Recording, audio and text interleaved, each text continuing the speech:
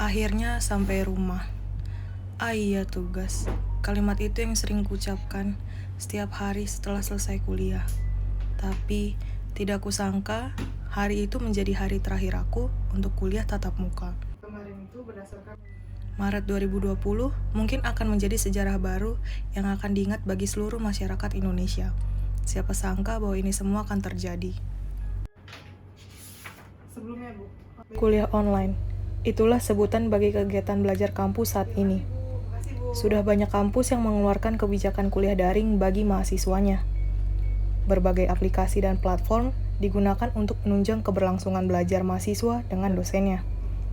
Kegiatan kuliah daring memang dapat diakses di mana saja dan di waktu yang telah ditentukan bersama.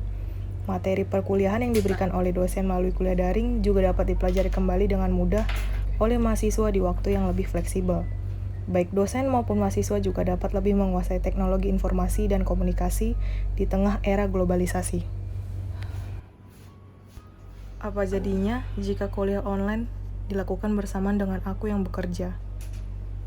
Aku tahu, bukan hanya aku yang berjuang untuk melalui masa pandemi ini. Begini saja aku sudah mengeluh. Apa kabar tim medis yang berjuang di garda paling depan dalam menyembuhkan pasien yang tertular virus COVID-19? Aku berharap yang terbaik untuk mereka.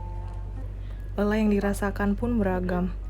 Lelah terlalu banyak menulis, lelah terlalu banyak sering menatap layar laptop, termasuk lelah karena otak dipaksakan bekerja untuk mencapai suatu target yang telah ditentukan. Saat ini adalah salah satu masa terberat untuk banyak orang, karena bukan hanya melawan virus saja, tapi kami semua harus bisa melawan rasa egois dalam diri pribadi lepas pribadi, demi kesehatan kita bersama.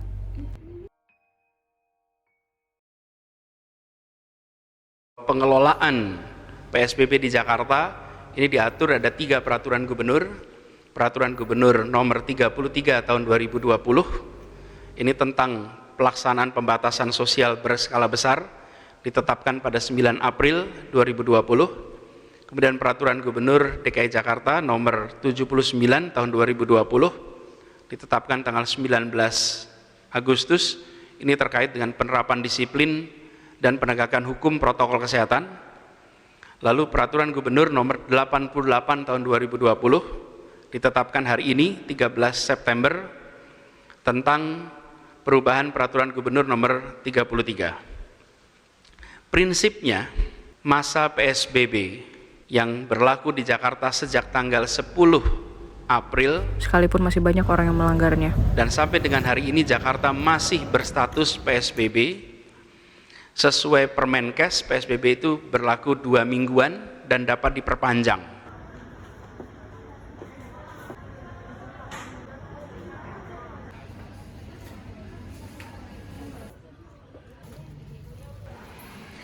Nah, pada prinsipnya selama masa PSBB sebisanya tetap berada di rumah. Dianjurkan untuk tidak bepergian, kecuali untuk keperluan mendesak, kecuali untuk aktivitas dalam usaha esensial yang memang diperbolehkan. Menyampaikan sudah ada 50 orang tenaga medis di Jakarta yang positif terinfeksi virus corona atau COVID-19. Dari 27 Agustus ada penambahan 820 kasus. Turun tipis jadi 816 kasus di hari berikutnya. Tapi tanggal 29 Agustus naik jadi 888 kasus. Hari berikutnya, ayo keluar kamar, Nak. 30 Agustus, DKI Jakarta mencatatkan puncak terbaru dengan 1.114 kasus. Dalam sekejap saja, wabah ini pun telah berhasil memporak-porandakan hampir semua aspek kehidupan. Kesehatan, pendidikan, ekonomi, aktivitas sosial pun semua dibatasi. Namun, aku mengerti sih mengapa diambil keputusan tersebut. Rumitnya virus ini menyebar secara cepat dan masif berantai antar manusia. Aku tahu bahwa virus corona itu memang sedang merebak di negara lain. Namun, tak kusangka akan secepat ini mereka sampai di Indonesia.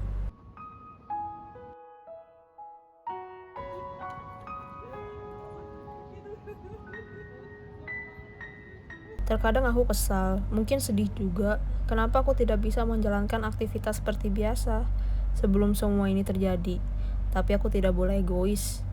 Aku tahu bukan hanya aku yang ingin keluar, bukan cuma aku yang ingin bertemu teman-teman, dan aku juga rindu dengan keluargaku yang di luar kota. Tapi aku tidak bisa keluar,